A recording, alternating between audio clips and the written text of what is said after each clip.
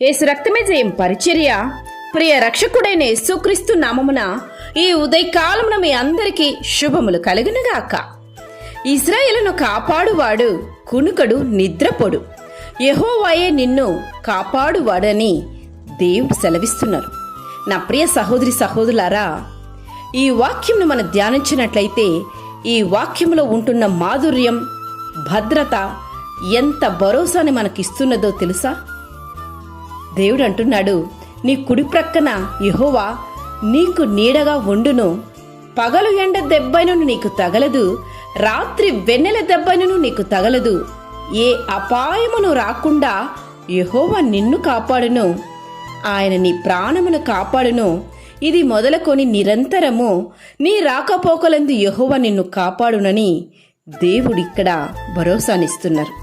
నా ప్రియ సహోదరి సహోదరులారా, ఇంత గొప్ప దేవుడు మనకుండగా మరి దేని గురించి కలవరం ఎందుకు?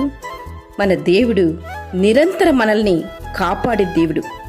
యెహోవా పట్టణమును కాపాడని ఎడల దాని కావలి కాయువాడు మేలుకొని యుండుట వ్యర్థమే.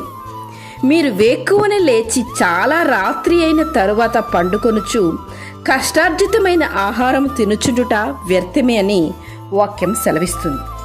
కనుక దేవుడు మనల్ని ఎల్లవేళలా కాపాడుతున్నాడు. కనుకనే మనము నిర్మూల కాకుండా వారముగా ఉన్నాము. ఆ మహోన్నతుని చాటున, ఆ సర్వశక్తిని నీడన మనం విశ్రమించు వారముగా ఉన్నంత వరకు ఏ అపాయము మనకు సంభవింపదు. ఆయనను మనం ఆశ్రయ దుర్గముగా, ఆయనే కోటగా, ఆయనను మనం ఆశ్రయించినప్పుడు, ఆయనను నమ్ముకున్నప్పుడు మనకు ఏ అపాయము సంభవింపకుండా సురక్షితముగా మనము జీవించేదం. ఆయన మనను తన రెక్కల చాటున మనల్ని భద్రపరచు దేవుడు. ఆయన రెక్కల క్రింద నీకు ఆశ్రయము కలుగును, ఆయన సత్యము కేడును దాలునై ఉన్నదని వాక్యం సెలవిస్తున్నది. అందుకే రాత్రివేళ కలుగు భయమునకైనను, పగటివేళ ఎగురు బాణమునకైనను, చీకటిలో సంచరించు తెగులునకైనను, మధ్యాహ్నమందు పాడుచే రోగమునకైనను నీవు భయపడకుందువని దేవుడిక్కడ భరోసానిస్తున్నారు. కనుక అంటే ఏ క్షణమైనను మనల్ని విడిచిపెట్టు దేవుడు కాడాయన. అన్ని వేళలా ఏ శ్రమలోనైనాను, ఎట్టి స్థితిలోనైనాను మనల్ని వదిలిపెట్టు దేవుడు ఆయన కాడు. ఎల్లవేళలా మనతోడు ఉండి మనను కాపాడు, అనుక్షణం మన నీడై ఉండి మనల్ని కాపాడు దేవుడు ఆయన. ప్రభువైన యేసుక్రీస్తు మనల్ని కాపాడే దేవుడు. ఆ కాపాడే ప్రయత్నంలోనే ప్రాణం కూడా పోగొట్టుకున్నటువంటి గొప్ప ప్రేమామయుడు ఆయన.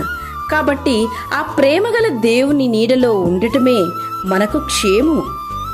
ఆయనను విడిచి వెళ్ళే ప్రయత్నం ఎన్నడూ కూడా చెయ్యకు. నీ ఇష్టానుసారంగా జీవించి ఆయన నుంచి దూరముగా నువ్వు వెళ్ళినట్లయితే అపాయానికి గురి అవుతావు. అలా కాకుండా ఆయన ప్రీతిగా నీవు జీవించి ఆయన రెక్కల చాటున నీవు ఆశ్రయము కల్పించుకొని జీవించు. నీవు సురక్షితంగా జీవించేదవు. దేవుని యొక్క కాపుదల ఈరోజంతయు నీకుండునుగాక. ఆమేన్. యేసు రక్తమే జయం పరిచర్యలో మీ సహోదరి. God bless you.